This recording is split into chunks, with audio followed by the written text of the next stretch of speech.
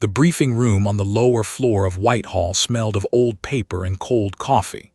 Thomas Hale had been in that room a dozen times before, for routine assignments, for ceremonial postings, for the kind of duties that required a sharp uniform and a sharper spine.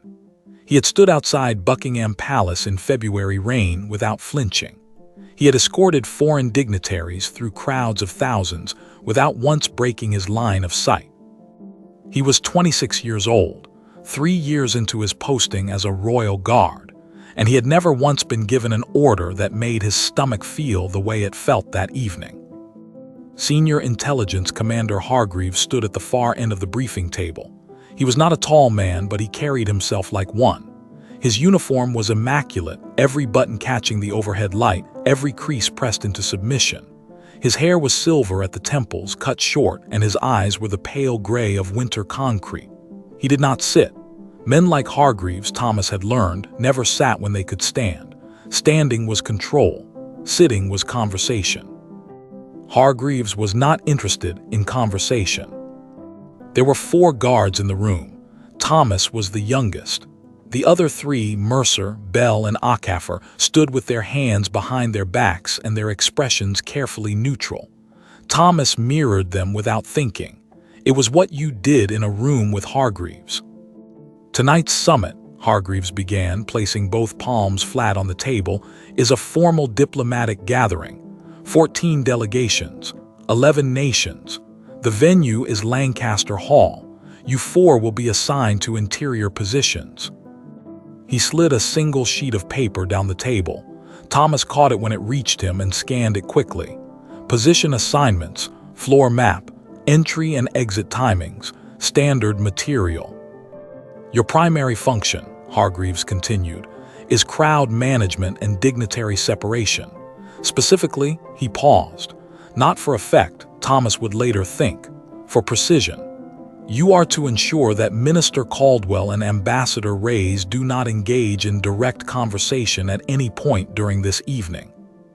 The room was quiet. Thomas looked up from the sheet. Mercer beside him did not move. Bell stared straight ahead. Ackeffer blinked once slowly, the way a man blinks when he has heard something unexpected and is deciding how to file it. No direct conversation, Hargreaves repeated. No proximity of less than 4 meters. If either party initiates movement toward the other, you redirect, politely, firmly, without explanation. Thomas cleared his throat once. Sir, is there a security concern we should be aware of? A threat assessment? Hargreaves looked at him the way a professor looks at a student who has asked a question just slightly too obvious to be intelligent. Your concern is execution, Hale, not assessment.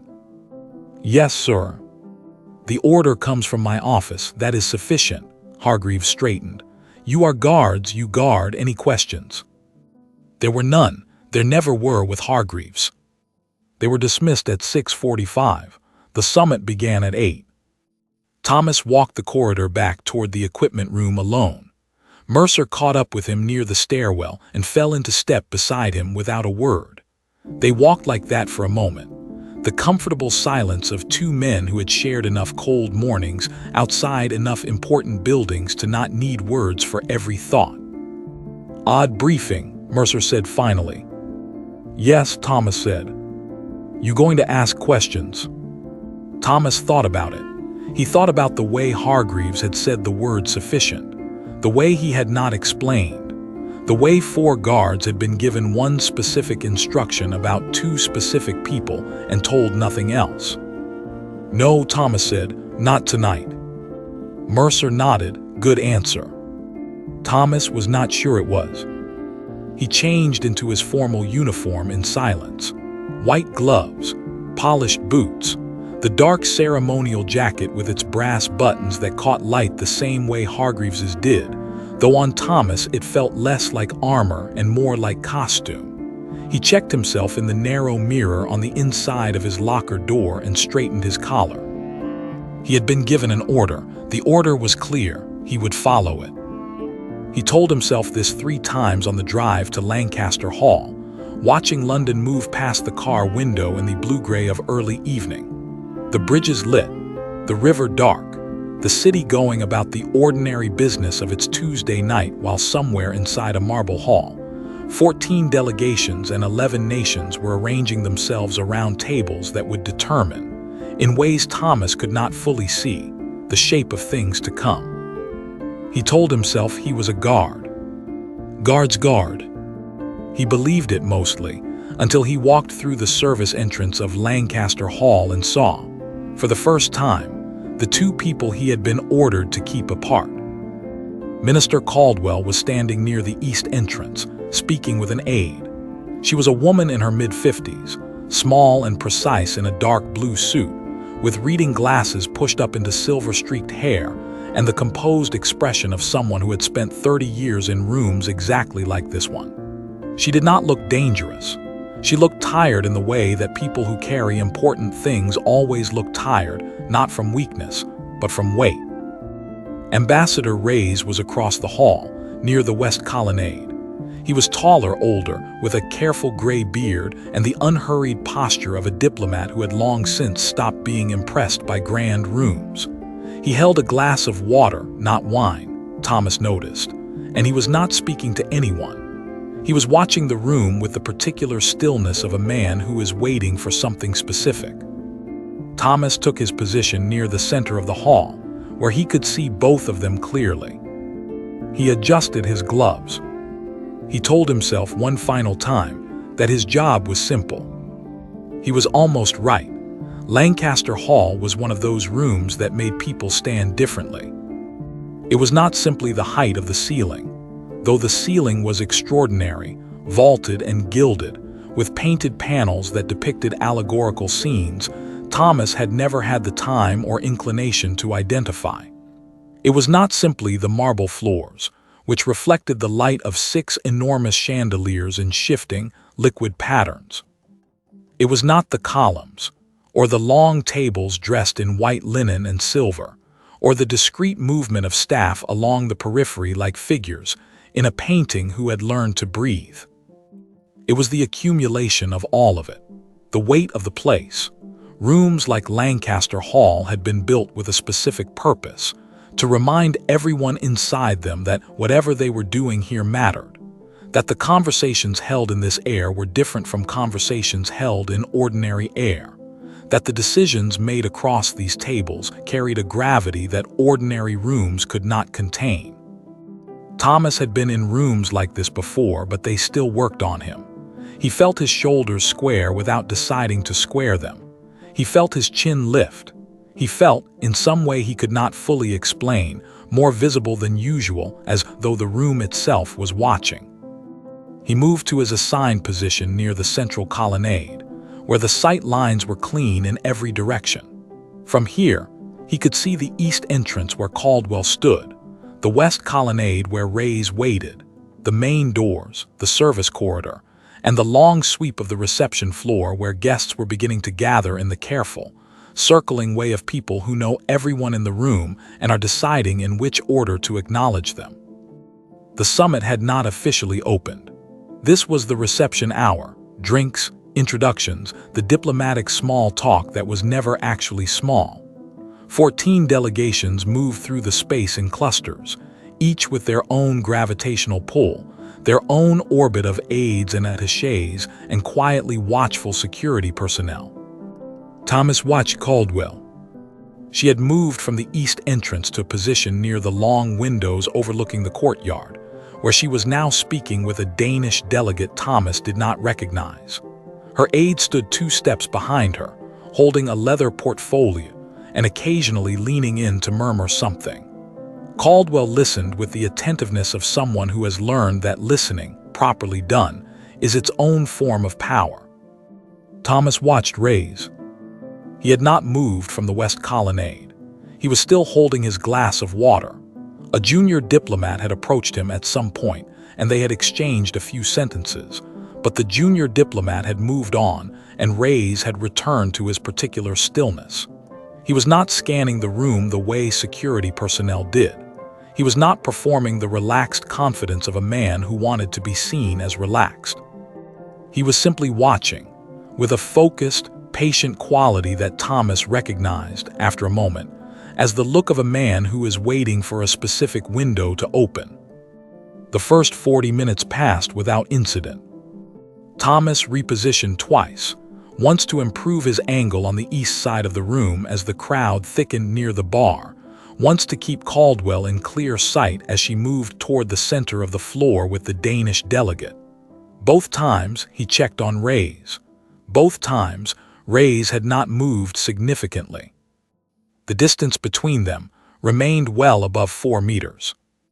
Thomas began cautiously to think that the evening might be straightforward, that whatever Hargreaves had anticipated, whatever had generated that specific, unexplained order, perhaps it was not going to materialize. Perhaps the order was precautionary. Perhaps Hargreaves, with his silver temples and his concrete eyes, simply operated at a level of caution that produced instructions like this as a matter of course, the way a careful driver checks their mirrors even on an empty road. Thomas checked his own mirrors. Caldwell was speaking to a French trade attaché now. She had moved 6 steps north of her previous position, still well within acceptable range. Reyes had accepted a second glass of water from a passing waiter. He had moved, Thomas noticed, perhaps 2 steps west along the colonnade. Still fine. Thomas exhaled slowly through his nose and let his eyes make one more sweep of the room: doors, crowd density, service corridor, Caldwell, Reyes, and then he felt it. The thing that experienced guards develop over time and cannot fully name. Not alarm, exactly. Not suspicion. Something quieter than both. A shift in the texture of the room. A change in the quality of someone's stillness. He looked at Reyes. Reyes had turned, slightly, barely perceptibly, and for just a fraction of a second, his gaze had crossed the room and landed on Caldwell. It lasted less than 2 seconds. Then Reyes looked away, back toward the colonnade, and lifted his glass of water and drank from it in the unhurried way of a man with nothing particular on his mind. But Thomas had seen it. He did not move yet. He watched. Caldwell had not looked back. She was still speaking with the French attaché, her expression unchanged, her posture unchanged. Nothing in her body suggested she had noticed the glance. Nothing in her body suggested anything at all. And yet, Thomas adjusted his gloves and shifted his weight slightly forward. He told himself he was imagining it. He told himself he was a junior guard on his first significant interior assignment, and he was pattern matching where there was no pattern, constructing significance from a man glancing across a crowded room, which was something men did at crowded functions without it meaning anything at all. He told himself this. He kept watching. 11 minutes later, Caldwell finished her conversation with the French attaché, murmured something to her aide, and began moving naturally, unhurriedly, in the way of someone simply navigating a crowded reception, toward the center of the hall, toward the west side, toward Reyes. Thomas was already moving. The first time it looked like an accident. Thomas moved smoothly across the floor, angling his path to bring himself naturally between Caldwell and the west colonnade. He did not hurry. Hurrying attracted attention, and attention was the enemy of this particular kind of work. He moved with the measured, purposeful pace of a guard navigating a crowded room, visible enough to be a presence, controlled enough to avoid creating a scene. He reached the intercept point just as Caldwell arrived at the edge of the central floor, perhaps 7 meters from where Reyes still stood at the colonnade. Thomas stepped into her natural line of movement, not blocking her, exactly, but redirecting her. The way a river is redirected not by walls, but by the gentle, patient reshaping of the bank. "Minister," he said quietly, inclining his head, "the East Terrace has been open for delegates who prefer some air. If you'd like, I can escort you." Caldwell looked at him. Her eyes were sharp behind the reading glasses she had lowered back onto her nose at some point in the last hour. She looked at him the way a person looks at a piece of furniture that has unexpectedly spoken. "I'm fine where I am, thank you," she said pleasantly. "Of course," Thomas held his position. "I'll be nearby if you need anything." She regarded him for one more second, the fraction of a second too long that told Thomas she understood exactly what had just happened. And then she turned and moved toward a cluster of Italian delegates near the central table. Away from Ray's. Thomas returned to his position. He did not allow himself to feel relieved. Relief was a form of inattention. He watched Ray's. Ray's had not moved. He was speaking now in a low voice with a British Foreign Office liaison who had appeared beside him. His expression was engaged, polite, the expression of a man having a perfectly ordinary conversation at a perfectly ordinary diplomatic reception. 7 minutes passed. Then Ray's finished his conversation with the Foreign Office liaison, accepted a third glass of water. Thomas had begun counting the glasses without deciding to, and began moving along the colonnade in a direction that would bring him, if continued, around the western edge of the room and toward the central floor. Toward the cluster of Italian delegates. Toward Caldwell. Thomas was already moving again. This time he came from the other side, angling toward Ray's from the north. He reached him near the second column from the end of the colonnade and fell into step beside him at a respectful distance. "Ambassador," Thomas said, "if I could draw your attention to the refreshment arrangement near the north gallery, the kitchen staff have brought out the formal spread. I can show you the way if you're unfamiliar with the layout." Ray's looked at him. His expression was different from Caldwell's, less sharp, more considered. He was a man who took an extra half-second before responding to things, not because he was slow, but because he had learned over a long career that the half-second was where the real information lived. "I know the layout," Ray said, not unkindly. "I've attended 3 summits in this hall." "Of course, sir, apologies." Ray's looked at him for that same fraction too long. Then he nodded once and turned and moved north, away from the Italian delegates and away from Caldwell. Thomas returned to his position. His collar felt slightly warmer than it had 20 minutes ago. The third time, neither of them was subtle. It was 40 minutes into the reception, and Thomas had begun to feel something he could not name precisely, not quite suspicion, not quite alarm, but a growing, insistent sense that he was a component in a machine he did not fully understand. He had redirected Caldwell twice and Ray's twice, and both times, both officials had accepted the redirection with a grace that troubled him more than resistance would have. People who were genuinely unaware of being steered did not accept the steering with quite that much composure. They asked questions. They looked confused. They pressed back in small, natural ways. Caldwell and Ray's had not pressed back at all. They had looked at him, both of them, each time with that fraction too long, that quality of recognition, and then they had simply turned and moved away, as though the redirection had been anticipated, incorporated, and filed. The third approach happened from both directions simultaneously. Caldwell moved east from the Italian cluster. Ray's moved south along the colonnade. Thomas stood at the center and felt, for the first time in his 3 years of service, genuinely uncertain about what he was doing and why. He moved to intercept Caldwell. It was reflex, the product of training when uncertain, execute the last clear order. His order was to keep them apart. He moved to Caldwell's side and murmured something about the East Gallery being cooler if she preferred. She stopped, she looked at him. And then she said something that she had not said either of the previous times. She said very quietly so that only Thomas could hear, "You're doing your job, young man. I understand." Thomas said nothing. "How long have you been in service?" she asked. 3 years, Minister." She nodded as though this confirmed something. "Hargreaves briefed you personally." Thomas felt something shift in his chest. A small, cold shift, the sensation of a door opening onto a room you did not know was there. "My briefing is confidential, Minister." She smiled. It was a tired smile, the smile of someone who has been carrying something heavy for a long time and has become accustomed to the weight. "Of course it is," she said.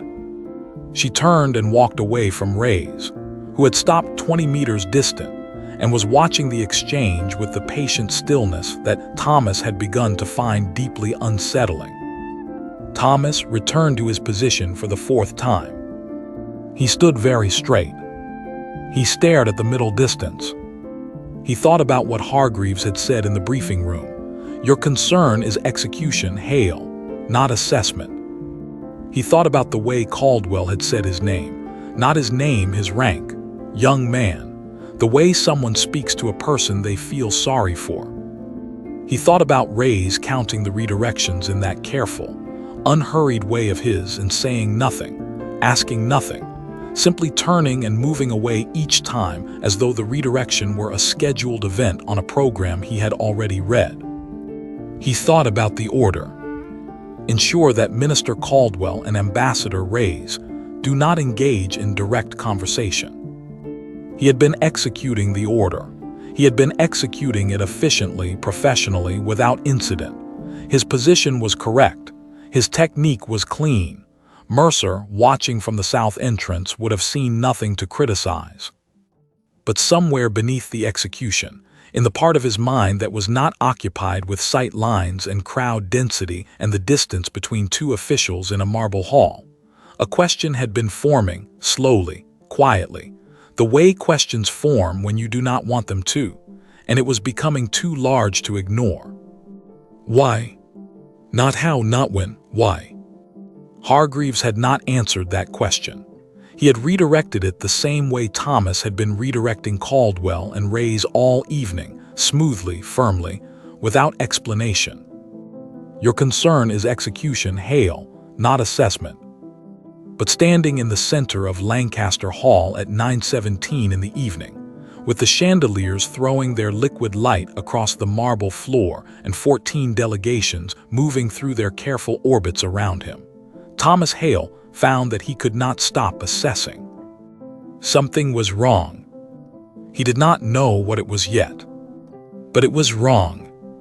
And on his fifth repositioning of the evening, when Caldwell drifted east and Reyes drifted south, and they began their slow, patient convergence for the fourth time, Thomas noticed something he had not noticed before. A waiter moved through the crowd near the south table. An ordinary waiter, white jacket, silver tray, the anonymous efficiency of service staff at formal events. The waiter passed within 2 meters of Reyes and then continued east without stopping. Reyes had not taken anything from the tray. The waiter had not offered anything.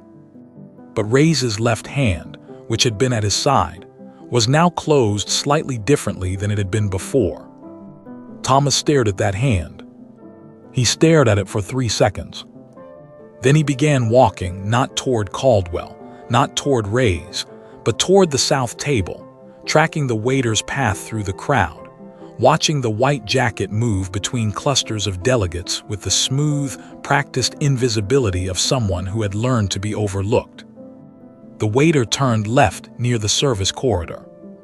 Thomas followed. The service corridor behind Lancaster Hall was a different world entirely. Where the hall itself was gilded and deliberate, every surface chosen for its effect on the people moving through it, the corridor was purely functional. Bare stone walls, fluorescent strip lighting that hummed slightly, the smell of industrial cleaning fluid and warm food from the kitchens farther down the passage, trolleys lined up against one wall, a notice board with staff rosters pinned to it in overlapping layers, the particular unglamorous reality that lives behind every glamorous room. Thomas moved into the corridor quickly and quietly. The waiter was 15 meters ahead, moving with the same smooth efficiency he had used on the floor, purposeful, unhurried, giving nothing away. "Excuse me," Thomas said. The waiter stopped and turned. He was young, mid-20s perhaps, with a neat appearance and the blank, professional expression of hospitality staff trained to be invisible.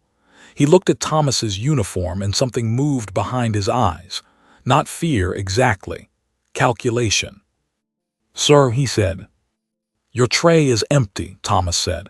He looked at the silver tray the waiter was carrying. It was indeed empty, no glasses, no canapes, nothing. "Where are you headed?" "Back to the kitchen, sir, to reload."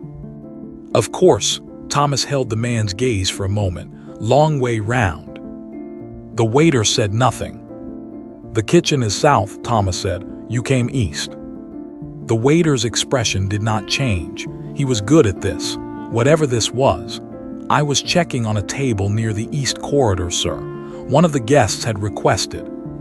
"What did you pass to Ambassador Reyes?" The corridor was very quiet.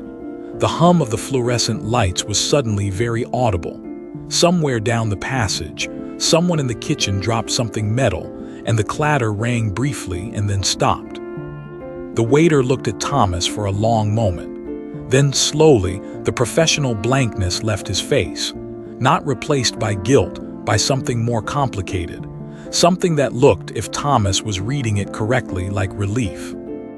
"I didn't pass anything to the ambassador," the waiter said. He said it calmly, the way someone tells the truth when they have decided they are finished with lying. "The ambassador passed something to me." Thomas stared at him. "What?" The waiter reached into the inner pocket of his white jacket and produced a small envelope, cream-colored, sealed, no marking on the outside. Thomas did not take it immediately. "What is that?" "I don't know," the waiter said. "I was told to carry it. I was told that if I was stopped and questioned by any guard tonight, I was to hand it over immediately. Those were my instructions." "Who gave you those instructions?" The waiter looked at him steadily. "Commander Hargreaves," he said, 2 hours before the summit began. Thomas stood very still. The fluorescent light hummed. He took the envelope. It was lighter than he expected, barely anything inside. He turned it over in his hands. The seal was plain wax, no crest, no mark, just a small disc of dark red wax pressed closed. He did not open it. He stood in the service corridor behind Lancaster Hall with a cream envelope in his white-gloved hands and felt the shape of the evening rearranging itself around him. He thought back through the night in careful sequence. The briefing, Hargreaves's precise, unexplained order, the 4 guards, the floor map, the position assignments. Then the hall itself, Caldwell and Reyes, their patient drifting, their too composed acceptance of every redirection. The fraction of a second too long with which they had both looked at him, each time before turning away. He thought about what Caldwell had said. "You're doing your job, young man. I understand." She had not said, "What are you doing?" She had not said, "This is unusual." She had said, "I understand," with the weariness of someone who had anticipated exactly this, who had factored it into her evening, who had come to Lancaster Hall knowing there would be a junior guard between her and Reyes, and had built that obstacle into whatever plan she and Reyes were quietly, patiently executing. Thomas looked at the envelope in his hands. He thought about the order, keep them apart, no direct conversation. And then, separately, invisibly, in a part of the operation Thomas had not been shown, a waiter briefed by Hargreaves himself, carrying something from Reyes toward some destination Thomas did not know. Not preventing communication, controlling it. Hargreaves was not keeping Caldwell and Reyes apart because they shouldn't speak. He was keeping them apart because if they spoke, they would not need the intermediary. They would not need the waiter. They would not need the careful, surveilled channel that Hargreaves had built between them, the channel that Hargreaves could monitor, intercept, and manage. If Caldwell and Reyes simply talked to each other, Hargreaves lost control of what passed between them. And whatever was passing between them, whatever was in this feather-like cream envelope, Hargreaves wanted to know about it first. Thomas turned the envelope over one more time. He thought about a simpler explanation. He tried, genuinely, to construct one. Perhaps this was legitimate. Perhaps the envelope contained something routine, and Hargreaves's involvement was standard procedure, and Thomas was standing in a service corridor building a conspiracy out of a waiter taking a wrong turn and a sealed envelope. He tried. He could not make the simpler explanation fit. Because there was one thing he kept returning to, one detail that would not resolve into anything innocent no matter how many times he looked at it from different angles. Hargreaves had briefed the waiter 2 hours before the summit, before Thomas had even been in the room, before the order had been given. The waiter had been pre-positioned, pre-instructed, given a specific protocol for the specific scenario of being stopped by a guard and asked questions. Hargreaves had anticipated that moment, had planned for it, which meant Hargreaves had known, before the evening began, that there was something in this corridor worth investigating. And Hargreaves had put the waiter there anyway. Not because he believed the guards would not notice, because he believed the guards would not understand what they were looking at if they did. Thomas looked at the young waiter, who was watching him with the careful stillness of a man waiting to be told what happens next. "Go back to the kitchen," Thomas said quietly. "Stay there." The waiter nodded. He did not argue, did not ask questions. He turned and walked south, the silver tray catching the fluorescent light as he went, and Thomas stood alone in the corridor with the envelope. He stood there for perhaps 30 seconds. Then he put the envelope in his inside breast pocket, straightened his jacket, pulled his white gloves smooth across his fingers, and walked back toward the hall. He needed to think. But first he needed to watch. Because whatever Caldwell and Reyes were trying to reach each other to say, whatever was important enough to require 4 separate approaches across a crowded marble hall and 1 cream envelope and a pre-briefed waiter, Thomas needed to understand it before he decided what to do about it. He stepped back into Lancaster Hall. The chandeliers threw their light. The 14 delegations moved through their careful orbits. And at opposite ends of the room, with the patience of 2 people who have been waiting a long time for a window to open, Minister Caldwell and Ambassador Reyes waited. Thomas took his position. He looked at Caldwell. He looked at Reyes. He began, for the first time that evening, to truly assess. Thomas did not move to intercept them the 5th time. He watched. He stood at his position near the central colonnade, and he watched Caldwell drift east from the Italian cluster, and Reyes drift south along the columns, and he did not move. He stood with his hands behind his back and his chin level, and his eyes tracking both figures across the marble floor with the appearance of professional attentiveness. And underneath that appearance, he thought. He had spent 3 years learning not to think during assignments. Thinking during assignments was how you missed things. You observed, you executed, you trusted the structure. The structure knew more than you did. The briefing room knew more than the corridor. The commander knew more than the guard. Except, Thomas reached into the geography of what he knew, not what he'd been told, but what he had observed, and laid it out carefully, the way you lay out the components of a piece of equipment before reassembly, checking each piece for damage.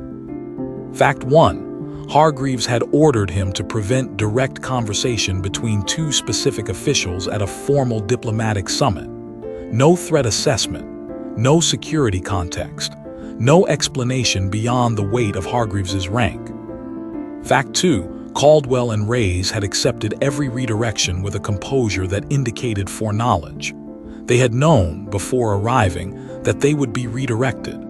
They had built the redirection into their approach, which meant they had not come to Lancaster Hall expecting to simply walk across the room and talk. They had come expecting resistance, and they had come anyway. Fact 3. A waiter, pre-briefed by Hargreaves 2 hours before the summit, had been positioned in the hall with specific instructions for what to do if questioned. Reyes had passed something to the waiter. The waiter had been heading somewhere with it. Fact 4. Caldwell had looked at Thomas with recognition and said, "I understand. Not this is unusual. Not why are you doing this. I understand," the words of a person who had mapped this obstacle in advance and was not surprised by it. He thought about those 4 facts, and he tried to find a shape that Hargreaves's order fit comfortably into. A legitimate shape. A shape in which a senior intelligence commander had a reasonable, sanctioned reason to prevent 2 officials from speaking and to monitor the communication that passed between them through other channels. He found a shape, but it was not the shape of protocol or protection. It was the shape of suppression. Because the question Thomas kept arriving at, the question that would not leave him alone, was this: if Hargreaves wanted to prevent Caldwell and Reyes from communicating, why had he allowed the waiter at all? Why had he not simply ensured that Reyes had no means of communication with anyone? Why had he built a channel instead of closing one? The answer, when Thomas finally looked at it directly, was because Hargreaves needed to know what they were saying. Not stop them from saying it, know it. An intelligence commander who intercepts communications does not do it to protect the people communicating. He does it to protect himself from what those communications contain. Hargreaves had built a surveillance channel between Caldwell and Reyes, a channel he controlled because the alternative was worse. The alternative was Caldwell and Reyes speaking directly, passing information directly, outside any channel he could monitor. If they spoke in open air, face to face, in a crowded room full of witnesses from 11 nations, whatever passed between them was already beyond his reach. Whatever passed between them in that 30-second direct conversation would be in the room, public, witnessed, real. Thomas thought about this for a long time. He thought about what kind of information required that level of containment. What kind of evidence passed between a senior minister and a foreign ambassador at a formal diplomatic summit would justify the preemptive positioning of a surveillance asset, the deployment of 4 guards on a single narrow instruction, the personal briefing of a commander who normally operated several layers above this kind of ground-level management. He thought about the word evidence. He thought about why it had arrived in his mind, without invitation. He looked at the envelope in his breast pocket. He could feel it there, almost nothing, barely weight at all. But it pressed against his chest the way small things do when they carry large implications. He thought about Caldwell's 30 years in rooms exactly like this one. He thought about Reyes's unhurried stillness, the patience of a man who has been waiting, not for this evening, but for this moment within this evening, this specific window in a long sequence of closed windows. He thought about the fact that both of them had kept drifting. 4 times, each time redirected, each time accepted. Each time they had turned and moved away without argument, without scene, without anything that could be recorded or reported. And each time they had come back. Not because they were careless, because they were documenting. Thomas felt this understanding arrive with the clarity of cold water. They were documenting the redirections. They were establishing, through their own patient, witnessed behavior, that they had been deliberately prevented from speaking, prevented by a royal guard acting on a specific order from a specific commander. They were building a record, here in this hall, in front of 14 delegations from 11 nations. Every redirection Thomas had executed had been another entry in a record he had not known he was creating. "I understand," Caldwell had said. She had understood from the beginning. She had come to Lancaster Hall not to have a conversation, but to demonstrate in front of witnesses that the conversation was being prevented.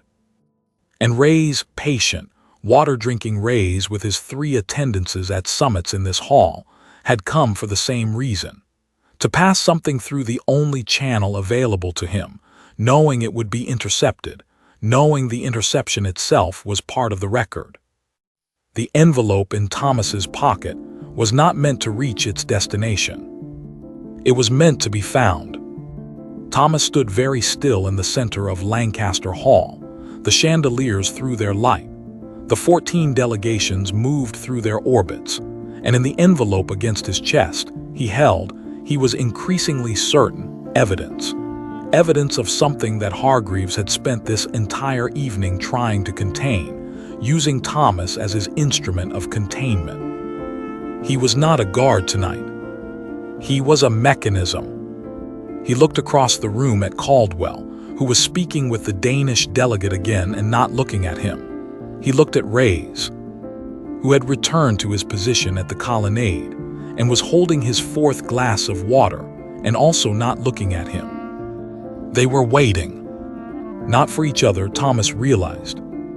They were waiting for him. He reached into his breast pocket and took out the envelope.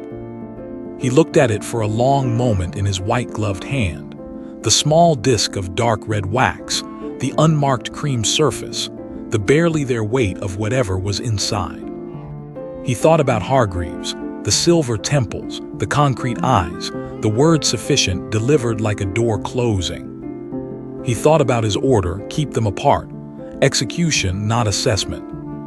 He thought about 3 years of cold mornings and polished boots and standing very straight in rooms that mattered. And then he thought about the kind of soldier he had intended to be at 23 when he had first put on this uniform.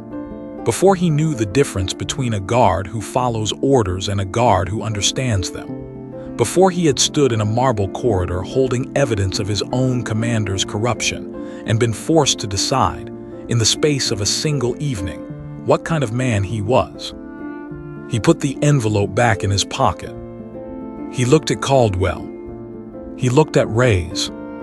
He made his decision. Thomas walked to the east side of the hall first. He moved with the same measured pace he had used all evening, the pace of a guard on duty, visible and purposeful. He reached Caldwell near the long windows and stopped beside her at a respectful distance. The Danish delegate glanced at him and then away, returning to the conversation. Thomas waited. Caldwell looked at him. "Minister," Thomas said quietly, "I've had a change in position. I'll be covering the south entrance for the remainder of the evening." She looked at him for a moment. Her expression did not change, but her eyes, those sharp, tired eyes behind the reading glasses, registered something. Not surprise, acknowledgement. "Thank you," she said. 2 words. The same 2 words the king's guards had given to families who came to see them. Simple, sincere, carrying more weight than their size suggested. Thomas inclined his head and turned. He walked to the west colonnade. Reyes saw him coming. He watched Thomas's approach with that half-second consideration of his, reading the pace, reading the body language, reading the 1,000 small signals that experienced diplomats learn to read because their careers, and sometimes their lives, depend on the reading. Thomas stopped beside him. "Ambassador," he said, keeping his voice at the level of a man commenting on the canapés, "I've been reassigned to the south entrance. The central floor is clear." Reyes looked at him. A long, steady look, the kind that does not hurry because it is not performing patience but actually possessing it. "How long have you been in service?" Reyes asked. The same question Caldwell had asked, which told Thomas they had planned for this conversation too, had planned for the possibility that the guard would understand eventually, and had prepared a small, quiet acknowledgement for that moment. 3 years, sir," Thomas said. Reyes nodded slowly. "Good instincts," he said, "for 3 years." "Thank you, sir." Thomas turned and walked to the south entrance. He did not look back. He stood at the south entrance and he looked at the door and he counted his own heartbeats, something he had never done on duty before. And at some point, he stopped counting because the number had gotten high enough that counting it felt like the wrong kind of attention to be paying. From where he stood, he could see a partial slice of the central hall through the colonnade. He did not watch it. He watched the door. He was watching the door when Mercer appeared beside him. Mercer said nothing for a moment. He stood the way guards stand, hands behind back, gaze forward, and Thomas could feel him not looking at the central hall with the specific quality of a man deliberately not looking at something. "Hargreaves is going to want a debrief," Mercer said quietly. "I know," Thomas said. "The 2 of them are talking." "I know." A pause. How long have they been talking? About 30 seconds, Thomas said, give or take. Mercer absorbed this. 30 seconds is a long time. It is, Thomas said, when you know what you want to say. Another pause. Longer this time. The kind of pause that contains an entire conversation in compressed form. All the things two people who have shared enough cold mornings understand without having to speak them. You found something, Mercer said, not a question. Yes. Are you going to tell me what? Thomas thought about this. Not tonight, he said. Tonight I'm going to give it to the right people. Mercer was quiet for a long moment. Then, you're sure they're the right people? I'm sure Hargreaves isn't, Thomas said. This was apparently sufficient. Mercer nodded once and returned to his own position without further comment. Thomas watched the door. Across the hall, the 30 seconds ended. Caldwell returned to her position near the east windows. Reyes returned to his colonnade. Both of them moved with the same unhurried composure they had maintained all evening, nothing in their posture suggesting urgency or triumph or relief. They had not conducted a clandestine operation. They had had a conversation. A 30-second conversation that had been in the process of being prevented for 3 years and had finally, in a marble hall on a Tuesday evening in London, been allowed to happen. Thomas stood at the south entrance until 10:45, when the summit formally concluded and the delegations began their careful, orbiting departures. He did not speak to Hargreaves. He did not need to. Hargreaves found him at 10:50, near the coat room, with the concrete eyes and the silver temples and the expression of a man who already knows the answer to the question he is about to ask. The officials, Hargreaves said, did they make contact? Briefly, sir, Thomas said, approximately 30 seconds. The concrete eyes did not change. I see, a pause, and you allowed this. I did, sir. You were given a direct order. Yes, sir. You understand what it means to disobey a direct order. Yes, sir, Thomas said. I also understand what it means to follow one that shouldn't have been given. Hargreaves looked at him for a very long time. In the background, the last of the delegations were filing out. The staff were beginning the slow business of clearing 14 tables, and the chandeliers were throwing their liquid light across a marble floor that was beginning, for the first time all evening, to be empty. You'll submit a full written account tomorrow morning, Hargreaves said. I will, sir, Thomas said. So will I. He said it quietly, clearly, without emphasis, without aggression, without the performance of defiance. Just the plain statement of a man who has decided what he is and is no longer adjusting that decision for the comfort of the room. Hargreaves looked at him for one more moment. Then he walked away. Thomas stood in the coat room of Lancaster Hall and let out a slow breath. He reached into his breast pocket and took out the cream envelope, the almost nothing weight of it, the dark red wax seal, and looked at it one final time. He would give it in the morning to the Parliamentary Standards Office, along with his written account, along with the name of the waiter, and the waiter's account, and the details of the briefing, and the details of every redirection, and the details of what Caldwell and Reyes had established through their patient, witnessed, documented drifting across the floor of Lancaster Hall in front of 14 delegations from 11 nations. They had known all along that they would not need more than 30 seconds. They had spent 4 months arranging those 30 seconds. Thomas had learned this later, 4 months of formal requests for joint meetings, all declined. 4 months of official correspondence, all intercepted. 4 months of a channel that Hargreaves controlled, through which nothing useful was permitted to pass. 4 months of a senior intelligence commander, suppressing the communication between a minister and an ambassador who had, between them, documentation of financial misconduct that reached into the upper levels of the intelligence apparatus itself. 4 months. And then one Tuesday evening, one marble hall, One junior royal guard who had been placed in the center of it all as a mechanism and had chosen in the 30 seconds that mattered to be a man instead. By morning, the investigation was open.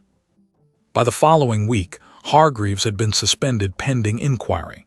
The details leaked, as these things always do. And the newspapers had photographs of the corridor in Lancaster Hall and quotes from unnamed diplomatic sources and one line, near the bottom of the third column, that described a royal guard who had deviated from his assigned post during the summit, in ways that were, depending on who you asked, either a serious breach of protocol or the most consequential thing a junior guard had done in that building in a generation. Thomas was called before a review board 6 days after the summit. He sat across a long table from 3 senior officials he had never met and answered their questions in the same careful, measured way he had moved through Lancaster Hall, honest, clear, unhurried. He described the briefing. He described the redirections. He described the waiter in the service corridor and the envelope and the conversation with Caldwell and the decision at the south entrance. When they asked him why he had disobeyed his order, he thought about it for a moment, not because he did not know the answer, because he wanted to say it correctly. Because following it would have made me an instrument of something I was not informed about and would not have consented to, he said. I'm a royal guard. My service is to the institution and to the people it protects, not to the people who give me orders when those orders serve only themselves. There was a silence at the long table. You understood all of this, one of the officials said, from a briefing and an envelope and one evening in a hall. I understood enough, Thomas said. That's all you ever have. He was not dismissed. He was not disciplined.